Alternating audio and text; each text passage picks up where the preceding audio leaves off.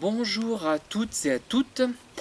Je vais parler du pervers qui a cessé de fumer et qui a décidé d'arrêter de boire. Alors, vous savez que un certain nombre de pervers narcissiques ou de personnes manipulatrices ont tendance à boire ou à fumer de façon excessive afin de maîtriser le stress qui résulte de leur tendance manipulatrice, puisqu'ils sont toujours sur le qui-vive, toujours en train de calculer, même si c'est pour eux une seconde nature finalement, si c'est leur comportement habituel et s'ils estiment sans doute que tout le monde fait la même chose, mais que certains sont plus ou moins habiles, ou sont moins habiles d'ailleurs, ils pensent peut-être être le plus habile, ça fatigue quand même. Donc, ça crée un stress de tout le temps chercher de nouvelles victimes, de tout le temps chercher à maintenir cette manipulation, même si c'est un jeu d'une certaine manière, ça fatigue. Et pour se remonter un petit peu, on peut être amené à absorber des boissons alcoolisées, à fumer, des cigarettes, voire des joints, ou d'autres choses, ou se droguer peut-être. Voilà.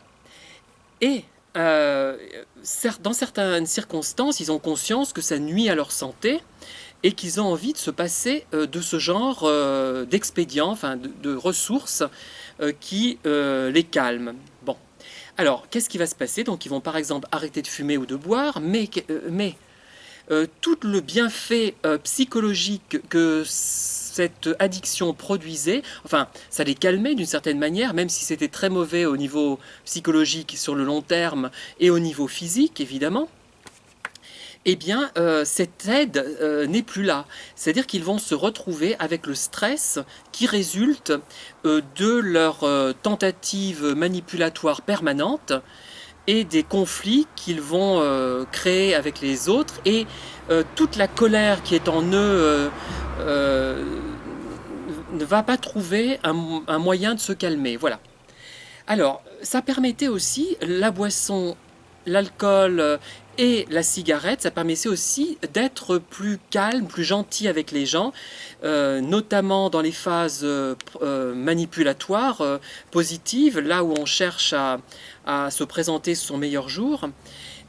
Et pour maintenir les relations superficielles avec des gens avec lesquels on a intérêt à rester en bons termes, ça va être plus difficile les relations, forcément. On n'aura pas le calme qui est procuré par la boisson, par l'alcool, par toute la cigarette et toute la drogue. Eh bien, c'est là que les pervers narcissiques, les personnes manipulatrices risquent de se révéler aux autres. Et c'est ce qui arrive, à mon avis. Ils vont se révéler puisqu'ils vont être plus méchants qu'ils ne sont d'habitude. Un pervers essaie d'être gentil en apparence, mais là, leur côté méchant va ressortir puisqu'ils n'auront plus rien pour le calmer. Et ils vont faire des erreurs au niveau communication avec les personnes et au niveau aussi professionnel. Ça va se traduire par des petites bévues dans la partie administrative de leur travail peut-être, ou dans le contact qu'ils ont avec les personnes avec lesquelles ils interviennent ou ils travaillent.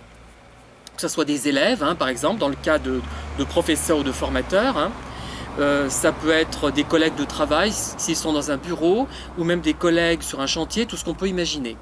Et c'est là justement que peut-être, j'ai envie de dire, les gens qui n'y comprennent rien vont prendre conscience du problème de la perversion. Encore qu'ils risquent de l'attribuer au fait que la personne a arrêté de boire ou de fumer, et ils vont peut-être se dire « Ah ben c'est normal, elle est énervée parce qu'elle a arrêté de boire ou de fumer ». En fait, ça va, cette boisson ou ce tabac former une sorte de calmant qui n'existe plus. Et le pervers narcissique, la perverse narcissique, multiplie les fautes au niveau professionnel, au niveau relationnel, à tout niveau, au niveau même des relations avec les amis.